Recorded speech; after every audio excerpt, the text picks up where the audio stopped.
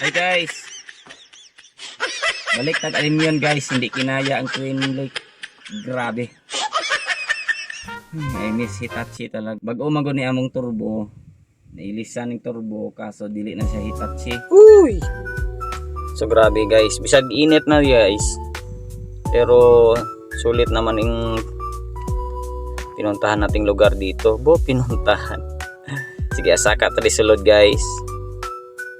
Okay, actually mo naman na siya ang bago natin ng mga video. Ari tali guys sa Alimyon Cafe or kapihan sa Alimyon.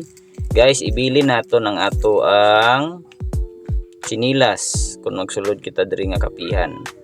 Okay, so ari kataway diri sa babaw. Kitaon diri ang isla sang Cebu. Okay, damo man din naga hapit no, kag nagakinaon, kag naga-refresh. Ang iba nagapulo pangapi, kag ang iban kung ano pan ang plano nila sila kabuhi. Okay, medyo naghawa na guys kay nagpinuli na sila. Ari lang menu diri guys, pili lang kamo diri. Snacks man, lunch man, o kung ano da ang inyong nga gusto.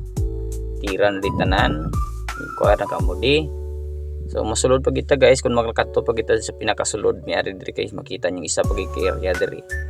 Kung damo to ya tao sa una nga station, may ari pag medyo may tulotaway di sa sulod. Kita ni may fish pan pa di o may mga tilapia gagmay. Yan, so muna siya di guys ang Alimyon. Yon, si Daniel ari nakalabot na di. And after dira nagsaka pag kita di sa Valencia sa may Kasaruro. Pirteng taklaro na.